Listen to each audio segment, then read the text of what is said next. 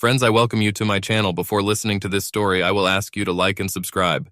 It is not difficult for you, but it is pleasant for me. And we're starting. Awake, take a shower, eat breakfast, take the subway to the office, to work, have lunch alone, do some more work. And this is where the decision tree begins. I am a programmer. Decent. I would already be a senior developer if I cared about it. But I'm good enough not to get fired, which matters now. In short, a programmer. That's where the decision tree comes from. If the day is working, Tuesday, Wednesday, then the subway home. But life is never that simple. It's never that simple. The decision tree starts earlier, branches out in the morning, because if it were Saturday or Sunday, I would sleep as late as my body allows, and then I would spend the whole day playing video games. And besides, a special approach for special days. Birthdays, anniversaries, holidays. Valentine's Day. 2 years ago, it was different. All my decision branches were different. Everything changed a year ago. I would give anything to go back and make other decisions, change something in my life and set it on a different path. I would ask for forgiveness for what I did, but regrets are for those who can hope for forgiveness. The rest just go ahead and overcome the consequences as best they can. My decision tree this Valentine's Day required a special approach. I usually go home on Tuesday and either have a drink, smoke, or play before going to bed. But there was a meeting of my support group tonight, usually held only on Thursday. Valentine's Day was special. The people who are conducting it know that some of us will need additional support today. There are not many people in the audience. Only a handful of us are sitting on folding chairs in a circle. I'm glad that someone is missing. So Darius is not here, and he has not been to any of the meetings for several weeks. I smiled a little. I hope he broke out of the orbit of his pain, at least enough to start moving towards a new life. Margaret's not here either, but I think she's just sick. When she spoke last week, her voice was terrible. I hope she gets better soon. She's very sweet. And of course, most of the other regular participants didn't come either. They used the group for its intended purpose, to become better. Our group is not like Alcoholics Anonymous. You are expected to leave one day. If you didn't do that, then either the band didn't work for you, or you didn't work with the band. I was the last one. I never spoke except to say my name in the 3 months that I walked. And the other 4? Well, 3 of them, it seems to me, are old-timers. Each of them has their own reasons for being here, besides the ones that brought all of us to the group in the first place. Apart from the loss of our spouses at a young age, theoretically, we all came here to talk to others who can understand, who can empathize. My therapist suggested that I come, so I came. But I know that I'm not working with the band the way I should if I was going to leave the band. I'm here to wallow in it. Mary is here for that too. But her seclusion has not been quiet. Instead, she talks about what she has done every few weeks. Her husband had clinical depression and she could no longer cope with it. He stopped coping himself, lost his therapist, and did not want to go to a new one, did not want to go to those whom she had found for him. Depressed, he began to lose his temper. She couldn't reach him, couldn't get him to ask for help, and eventually fell in love with a colleague she trusted. She left her husband, Sam, alone. I was not going to do this, I called his sister, but something happened, and the sister did not arrive in the promised 10 minutes, and she didn't come at all, and he jumped off the balcony of their apartment. I can't stand Mary, not for what she did, not specifically for that. It's for what I did, for reminding me too much of myself. There is a supernatural valley between us, and her grief and pain are so similar to mine that I recognize them, and so different that I get angry looking at her. Ray has been here the longest. He is the oldest. Technically, he has already passed the age limit, but who will kick him out? He was depressed too, but he tried to think of it as leadership, as giving back to the band what he got from it. His wife died in an accident while drunk driving. She just had a little too much and left the party like that, taking her car keys with her. I am sure that the band became his life, even though it prevented him from creating a new one. He looks like one of those guys who goes to every home game shirtless and painted in team colors. His only friends are here, and we are not his friends. Gina looks a lot like Darius, and they are very close. She clearly misses her boyfriend. Their spouses both died of cancer. I think she's still here because, unlike Darius's wife, Gina's husband lasted a long time, 3 years. He went into remission, then relapsed, then slowly deteriorated, which chemotherapy and radiation could not stop. There is a special pain in losing a loved one quickly, but there is also a special pain in losing them slowly. especially when you think that they have already overcome danger. The fourth Ed is one of the newcomers. Actually, he's new. He's only been here a couple of weeks. He was still at the very beginning of the process, just trying to figure out how to pick up the pieces and move on. The death of his wife was the simplest, and for this reason the saddest for me. An aneurysm, a simple weakness of a blood vessel that ended both life and love. That leaves me, Todd. My wife died too. How and why? Well, Todd, would you like to share it with us tonight? Ray's sincere voice made my teeth grind. It's the same voice that the school psychologist has when he tells you that maybe if you just try to join the team, everything will get better. I blacked out on Mary's story. I remember her saying that she had met someone new. Even in my contempt, I could find a little happiness for her. I hope she doesn't ruin everything. But then it turned into another story about her husband's death and her role in it. Only this time it was about how and when to talk about it with a new boyfriend. It's like a blind man leading a blind man, and I didn't want to listen to a bunch of birds with broken wings giving advice on how to fly. I shook my head, and Ray, with his usual thin smile as I did so, began to turn to the next possible participant. But then, surprised at myself, I said, Yes, I want to share. The old-timers looked at each other. These meetings take place in a certain stream, and this stream does not include my speech. Even Ed seemed to sense that something strange was going on. But it's been a year, exactly 1 year since Sandra's death, and I've been coming here for 3 months. There are only 4 people in the room, and if I'm not going to do it this evening of all nights, with so many people judging me, when am I going to do it? I'm Todd. You know me. Past. It's been a year since Sandra died. Exactly 1 year since... I was looking at the floor, trying to hide from the eyes. Since I killed her. There was a sigh. Gina, I thought. There was a rustle of fabric, and people shifted uncomfortably in their chairs. Ray said, Todd, maybe.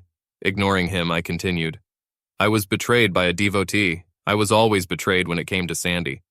We got married too soon. I've loved her, and she's loved me since the 2nd grade of high school. We weren't like many high school couples, the ones who break up and get back together over and over and over again. It was us, just us, all through school. We got engaged the week we graduated from high school and got married the week we graduated from college. My ancestors, her ancestors, our friends, they all tried to tell us that we were getting married too soon. But this, well, you know what children are like. People who say that they are making a mistake only convince them that they are Romeo and Juliet, whom they want to separate, or something like that. The floor here is made of that ugly stained linoleum, mostly green, which only happens in old classrooms. It's designed to hide vomit or blood or urine until some guy with a mop and bucket gets here. But we loved each other. In fact, they loved me. It wasn't just youthful arrogance or lust. I would spend the rest of my life with her, being happy with her. We lived like this for 5 years, just happy to the point of impossibility. Or at least I was happy. I thought she was too. We started talking about children.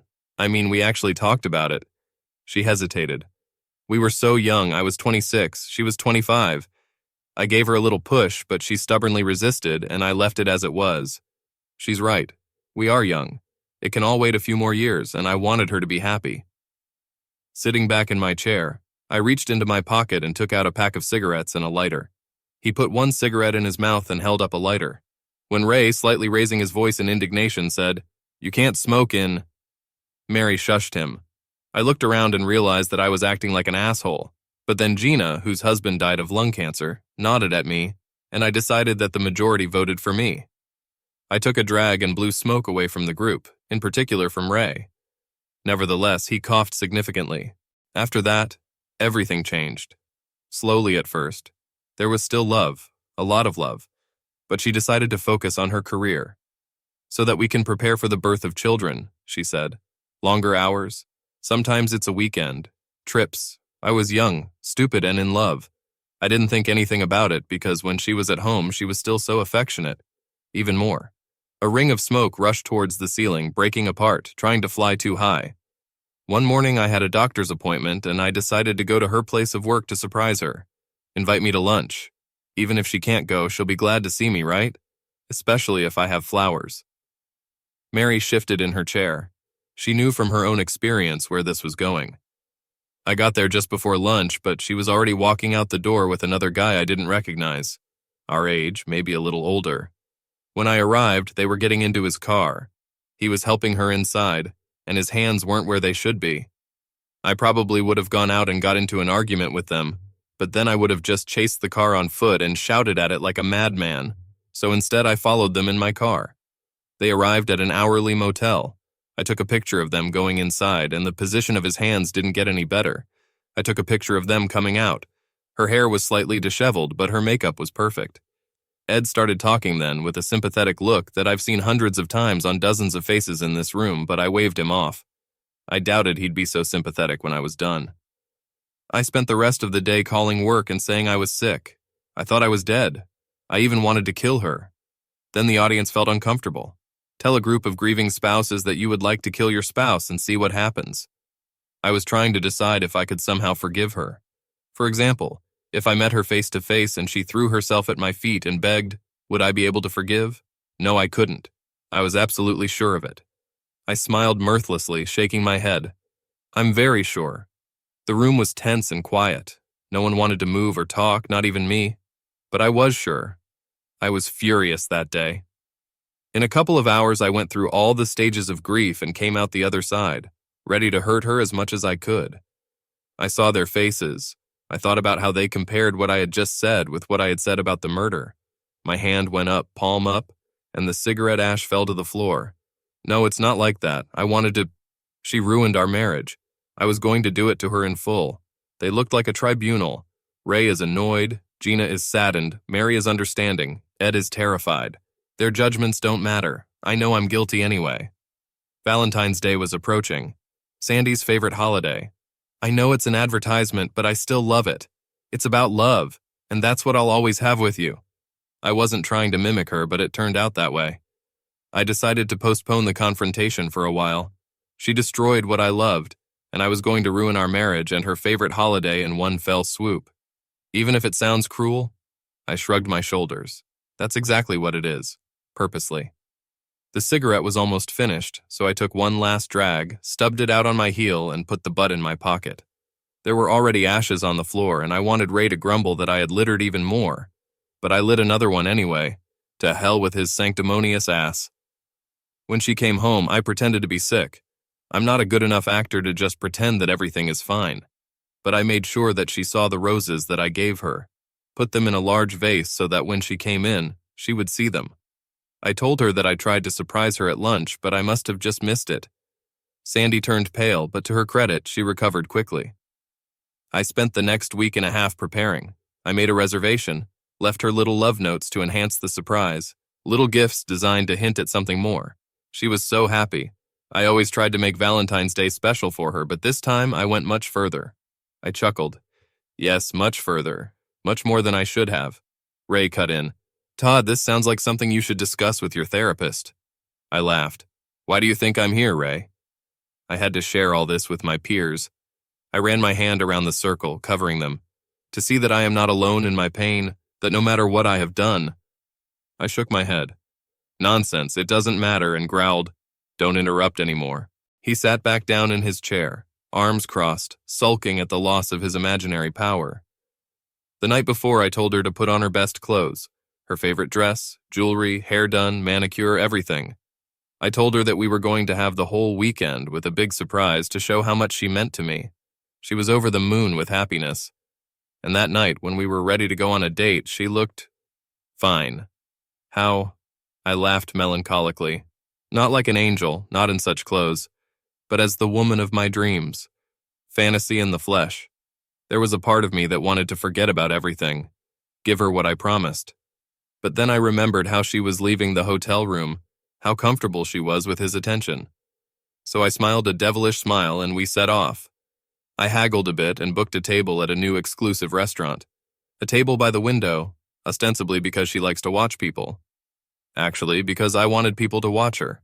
She is beautiful, young, and not one of the male patrons received glances from her companions when we walked to our table and sat down.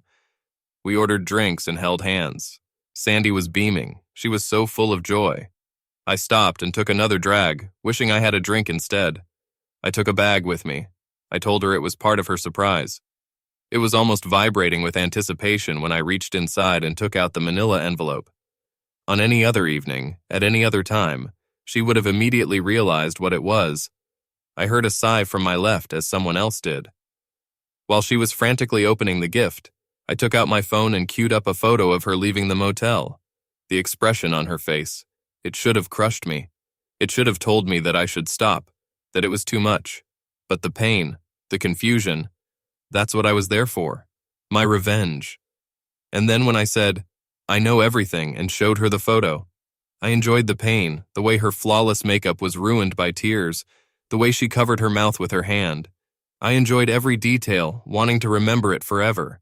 She saw it on my face, anger and joy at her pain. Another drag on the trembling cigarette. It's stupid. So stupid. Mary held her breath. Gina grabbed her hand and squeezed it. Ed was sitting on the edge of his chair and Ray was feigning disinterest, although I could see that his breathing was shallow with fear. She panicked. I didn't expect it, but I welcomed it when it happened. Sandy jumped to her feet. I ran. I ran in a blind panic. I've heard of it, but I've never seen it. She rushed away from the table and I was laughing. I laughed at the pain of this woman that I had to cherish. My head hung low, weighed down by guilt and their terrifying expectant expressions. I couldn't look at them. I didn't want to see them looking at me. She pushed through the crowd in the waiting area, jumped out the door and ran. I ran. My voice cracked. I ran out into the street. Tears began to fall. He couldn't stop. The car couldn't stop. I was on my feet, screaming when it happened. All thoughts of revenge and anger disappeared. She fell down. The blow was so small, not like in the movies. She was hit by a bumper and fell. And her head fell. She bounced off the asphalt, and she didn't move. I lost control of my voice, its volume and timbre. There was pain and longing in it, longing for something I could never get back. I ran out screaming and crying, panicked like her but still able to see. I saw what I had done and ran towards her, through the crowd of spectators. He fell to his knees next to her. She was gone. A blank stare, a little blood on the sidewalk, and that's it. The love of my life is gone and will never come back to me. Oh my God. Jesus Christ. Ed's voice, somehow terrifying and flat at the same time. Underneath it, I could hear soft sobs, a woman crying. An accident. That's how it was framed. That's how the cops wrote it down, and no one even looked at it carefully. No one could have known that she would do this. But I knew. I knew, and my friends knew, and her family knew. I killed their daughter. I never told them why. I couldn't. I couldn't do that to her. I killed her once, and I couldn't do it a second time. Ray finally spoke in a voice that didn't make my teeth chatter. Have you ever found out? A question without a question, timid as always. I leaned back in my chair, laughing. Mary. It was Mary who was crying. Gina hugged her, trying to hold her. Is that your question, Ray? Not, how are you feeling right now? Thanks for sharing this with the band. You forgot. I shook my head. It doesn't matter, I'd be curious too. Yes, that bastard actually showed up for the funeral. One of her colleagues, he didn't know I knew. I cornered him and I swallowed. It was my fault too. The reason for her cheating, I mean. Something like that. Not really, but I shook my head again. She was scared when I pushed her to have children. She saw that her life was going on without her, that she would never be herself. Just my girlfriend, then my wife, and then my mother. That's why she threw herself into her work to carve out a small niche for herself. And then he seduced her. He was single and handsome, and she was in a bad position. They worked together for long hours. Everything is simple. They made love several times. The time I caught them was supposed to be the last time, according to him. He could have lied to spare my feelings, but I think he knew that if he wanted to spare my feelings, he would have portrayed her unrepentant instead. He didn't know if she was going to confess or not. He didn't think she knew either. He's the only one who's ever heard the whole truth about why she died, about why I divorced her.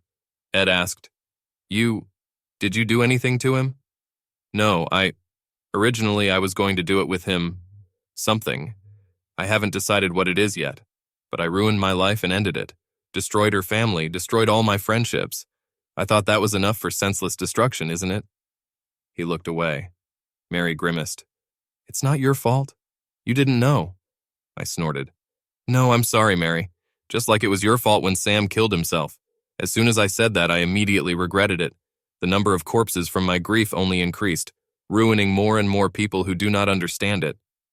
She growled, "You're an asshole, you're a fucking asshole, I know that."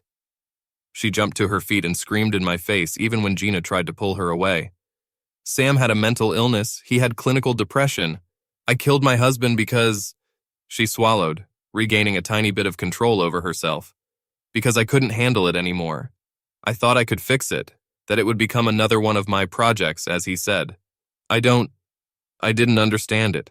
I thought he was just sad. I thought that was all there was to depression. But this is not the case. Not like that. Her demeanor became agitated and unstable, and tears were streaming down her face. This was not her usual self-flagellation, designed to encourage newcomers that things could have been worse, and at the same time give her the opportunity to publicly suffer for her sins. This is different. It was a breakdown, or maybe a breakthrough. I think we'll see what it is. I didn't understand. I'm sorry, Sam, I didn't understand. I understand now. I know. I know what it's like to take pills when they change your essence and mindset. How scared you are when you feel sad because they might have stopped acting. How hard it is when you can't get to a therapist, when there's no one to talk to who would understand you. She stood in a circle, inviting us to be judged. Her face was covered with her hands, muffling her words. I'm sorry, Sam, sorry, I'm sorry, I killed you, I'm sorry, I thought Anne would make it in time, no. Her shoulders shook with bitter laughter and her gaze was fixed on the ceiling. I forgot that she is a fool in her own right. I didn't put snow chains on my car in the middle of fucking December. I forgot to charge my phone as usual. And then I got into an accident. The accident, the fucking crumpling of the wings. She couldn't call or write to let us know even. The stupid fool didn't even think to look for a payphone. She was so deep in her own learned fucking helplessness. 5 minutes drive, 20 minutes walk, and she couldn't get there in an hour. Her voice dropped. I should have stayed. But she didn't stay. I had to. I shouldn't have cheated. I should have fought harder.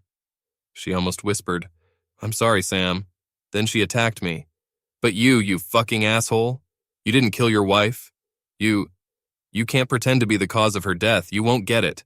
You didn't know she'd react like that. Yes, you were a fucking asshole and you should be ashamed of it. But you… She spat at my feet. Fuck you. We don't look alike at all. I actually killed my husband. And your wife was a dumb fool who abandoned her marriage because she had a quarter-life crisis. Breakdown or not, it was too much. No one should talk about my Sandy in that tone. I've never beaten a woman in my life, but that has to change. I instantly jumped to my feet, clenched my fists, and prepared to strike. But then Ray and Ed grabbed me and Gina grabbed Mary, and we were dragged back to our chairs. Ray's trembling voice said, Maybe we should take a break for the night. Gina's voice, clear and crisp, No, it's not worth it. Gina didn't speak often, and that made her voice have a much greater impact than Mary's or Ray's. This. The tone was gentle and kind. Everything about her said, Nurse. It's normal to feel conflicted about them, because of our spouses. Todd, you're not a monster if you're mad at her, even if you hate her.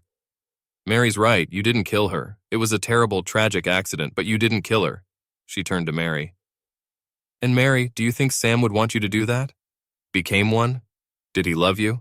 Mary nodded reluctantly. Do you think he would want you to suffer from what he suffered from? Of course not, she sighed. I know that you feel a strong sense of guilt for what happened to him. Honestly, you'll feel it for the rest of your life. But I want to tell you, I'm so proud that you're giving your best, trying to meet someone else. It's great, and I think Sam would be proud of you too. Mary turned away, a look of shame on her face. Gina turned back to me. Todd, if Sandra had died in an accident, if she had never found out that you found out about her affair, what do you think she would have wanted? I sighed. It doesn't matter. She didn't do it. Please. Her soft voice pleaded softly. It's just that if she did, what do you think she would want? So that you can live the rest of your life alone and unhappy? No, she nodded. And if it were her, the colleague was right that she feels guilty. Even if what you did was cruel, do you think her response would have changed? The cigarette was already almost all ash, almost no smoke.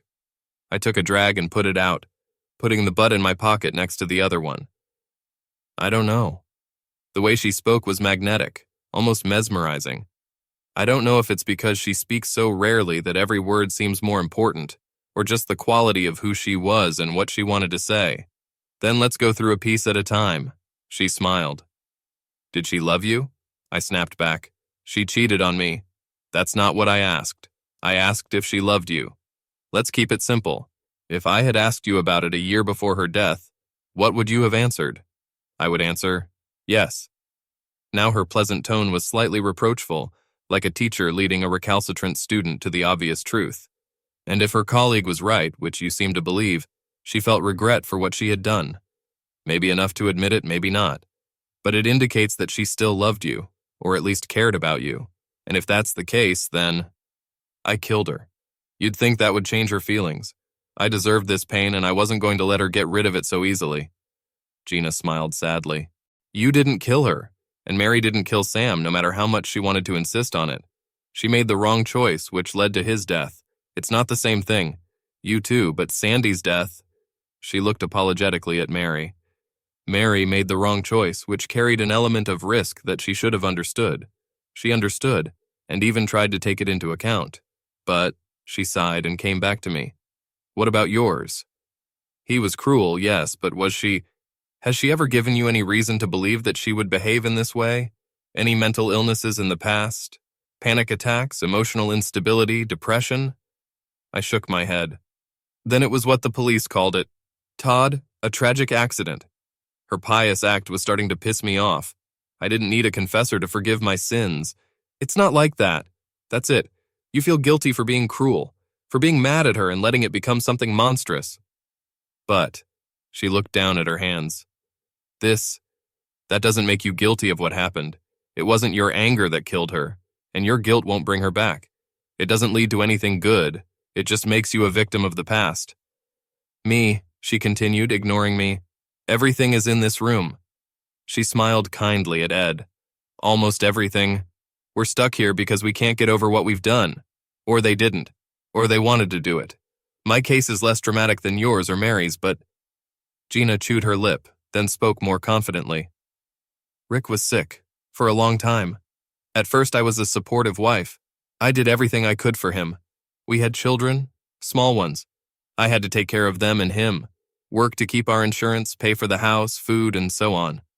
I watched her closely. Everyone was watching. She has spoken many times about Rick's death as a way to deal with grief, to help new people feel welcome. But this was not the case. It was not about grief over his death, but about something else. It's exhausting. Me too. The first time, before his remission, I endured it as courageously as I could. He was in so much pain, emotionally and physically. And the children. Thank God they were too small to understand, but they were also so small that I had to take care of a couple of babies alone, while at the same time caring for my husband who I thought was dying. A tear rolled down her cheek. I was there. God, I was so grateful that he was back. To know that he's going to live, that we've been through the worst time of our lives. And then we had almost 2 happy years together. We have lived these 2 years fiercely, without fear. We knew that it was ours by right, that we deserved it, that we will always have it.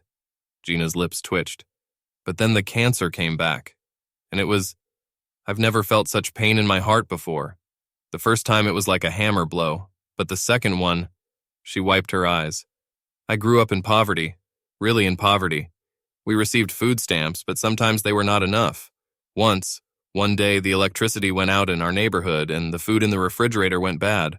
It was in the summer, so there was no school meals. For half a week, we ate all the dry food that we had, and then for the rest of the week, we starved. All our neighbors were in the same position, and the local food bank was empty, and there just wasn't enough. It was terrible, it's painful. Seeing the shame on my parents' face was almost as painful as the gnawing hunger.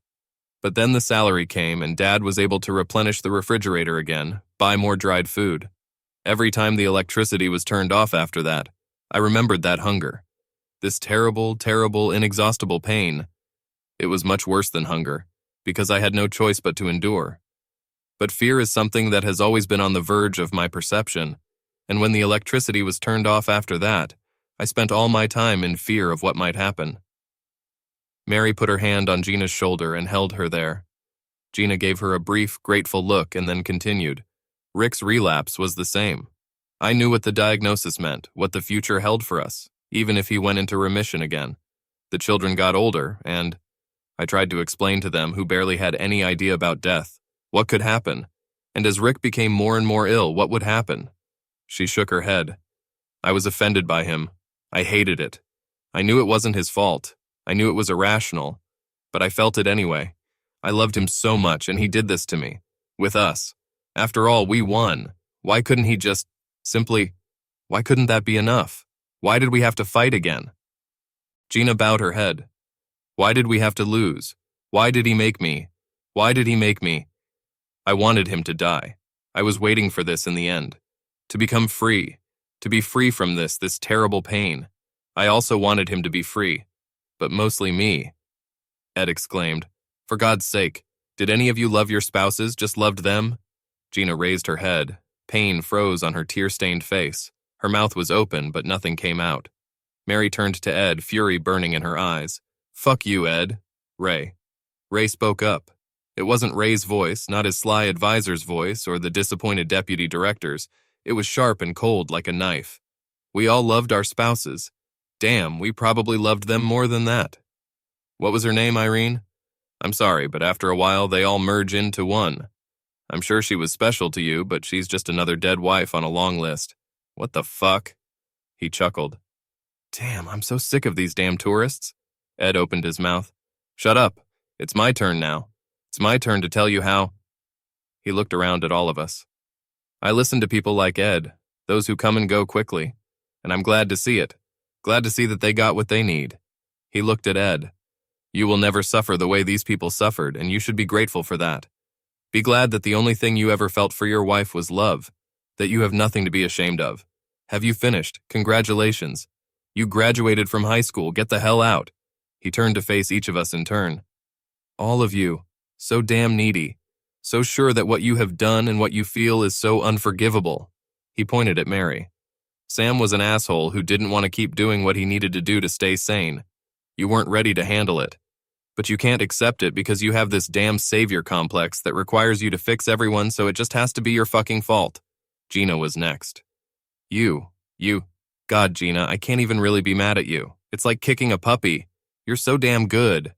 He almost spat out the last word, as if he realized as he said it that he couldn't match her. There was bitterness in his mouth, as well as in himself. He looked at Mary with a grin. Hey, Mary. Here. That's what you have to do if you want to be holy. Cruelly done with it, he turned his gaze to Gina. Of all these people, you're the only one I feel sorry for, really sorry for, because you were so ready to end his pain and then you did it, and it only made you more unhappy. You just can't get rid of your fucking guilt about being offended, which literally anyone would feel. You're special, Gina, yes, but damn it, you're not that special. You keep telling everyone else that their husbands or wives would not want them to suffer, would like them to continue living their lives. Well, doctor, heal yourself, motherfucker. Ray's face, as he fixed his gaze on me, became a monstrous mask of rage. Or maybe the mask he always wore had finally come off. And you. You've been sitting here all this time judging us with this fucking superiority, like your pain is much worse. It was just necessary to throw a bomb here. You were supposed to be the center of attention. I killed my cheating wife, wah wah wah. Grow up. People change every day. People are cruel every day. People make mistakes every day. Congratulations. You've been lucky 3 times and she's dead and you... My fury at Mary's words did not dissipate. She was just waiting for a new goal and Ray became it. I jumped out of my chair, knocked him and myself to the floor, and just banged on him like hell. His glasses flew off, flying off into the darkness.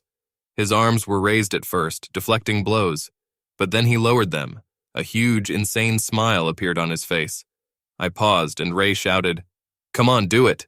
I deserve it, and you're so desperate to hit someone because you can't pull yourself together and throw yourself off a bridge. He grinned at Mary. I shrank back and to the side, disgusted with myself and him. He recoiled to get away from the creature he had become. Terrified. He laughed. Damn pussy. I'm not surprised.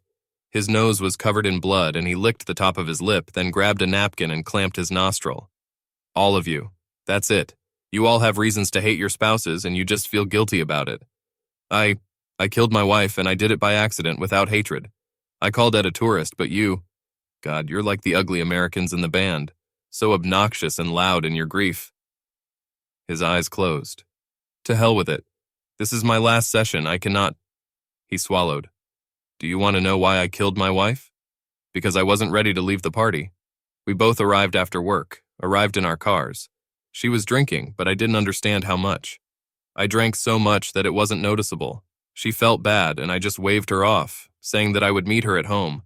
And then, an hour later, a state trooper called me on the phone. So yes, I killed my wife. Not because she cheated, not because she was crazy, not because of some terrible disease, just because she was lazy and having fun." He laughed bitterly. "Beat it, you assholes." His eyes filled with tears as he rummaged in his pocket. "Ray," Gina began, and he stared at her, and then pulled out a pair of keys and tossed them to her. "Lock it when you're done." And then the oldest of the old-timers left, slamming the door behind him. Ed was next, giving us a horrified look. I hope that you can find the peace that you are." He shook his head and left. And then it was just the three of us, the ugly Americans. Mary said softly, "I'm sorry, Todd. I do not have to. I shouldn't have said that about Sandra. It was me who had the crisis of a quarter of my life, not her. And I was angry at myself and just..." "No, Mary. She was angry too. So, it's just easier if I can blame... when it's my fault. If she died because of me and only because of me, then I won't have to deal with..." I couldn't say it. I wasn't even sure what I meant.